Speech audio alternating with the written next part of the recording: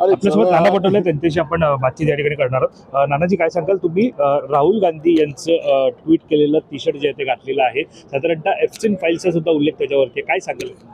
वस्तुस्थिती आहे ज्या पद्धतीने राहुल गांधीजींनी इतके दिवस या सगळ्या विषयावर संसदेमध्ये आणि रस्त्यावर ही भूमिका मांडली, त्यांनी ऑफिशियल ट्विट करून सांगितलं, त्याचे परिणाम आता देशाला भोगावं लागते आहे.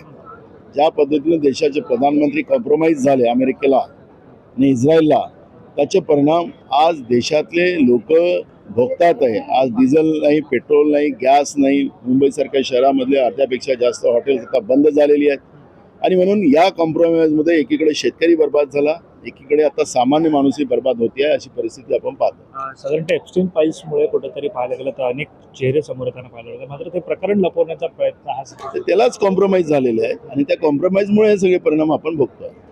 युद्धजन्य परिस्थिती सुरू आहे आणि या सगळ्यामध्ये सध्या पाहायला गेलं तर बॉम्ब थ्रेट सुद्धा विधान भवनापर्यंत आलेली आहे. मिसाईल आणि बॉम्बचा उल्लेख मुंबईसाठी हे थ्रेट काही नवीन नाही आहे. मुंबईला नेहमी थ्रेटमध्ये मुंबई असतं, पण महाराष्ट्राच्या पोलिसांमध्ये ज्या पद्धतीचं राजकारण या राज्य सरकारने केलं, जे जबाबदार अधिकारी होते, जे लढवई अधिकारी होते, जे कॉम्प्रोमाइज नव्हते, जे चाटुगिरी काही करत नव्हते, अशा अधिकाऱ्यांना साईडमध्ये केलं आणि यांची चाटुगिरी करणाऱ्या IPS अधिकाऱ्यांना प्रमोशन देऊन की पोस्टवर बसवलं आणि त्याचा परिणाम आज मुंबई आणि मुंबईच्या आजूबाजूला आपण सगळे भोगतो, अशी परिस्थिती आपण पाहतो. शेवटचा प्रश्न, साधारणतः जसं खडाजंगी विधान भवनात तशी संसदेमध्ये सुरू आहे, मात्र ज्यावेळेला राहुल गांधींना बोलायचा वेळ असते मात्र ते जन्मलेलं असतात त्यावेळेला, असं सुद्धा आरोप अमित शहांकडून. अमित शहाचं तुम्ही डोक्यात घेऊ नका.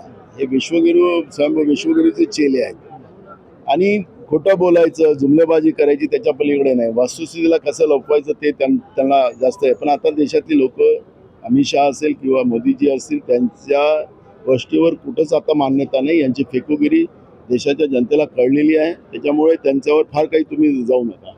तर आपण पाहतो एकंदरीत नाना पटोले यांनी टी शर्ट घालून आंदोलन केल्याचं विधान भवनाच्या परिसरात पाहायला मिळालं. एप्स्टीन फाईल्सचं साधारणतः आपण पाहतो राहुल गांधी यांनी केलेलं ट्विट हे कॉम्प्रोमाइज संदर्भातलं असलेलं हे ट्विट साधारणतः नाना पटोले यांनी टी शर्टवरून घालून येत विधान भवनामध्ये आपल्याला एकंदरीत निषेध जो होता त्याचा प्रारंभ केला. कॅमेरा पर्सन अजय सर, वैभव पाटील, मुंबई.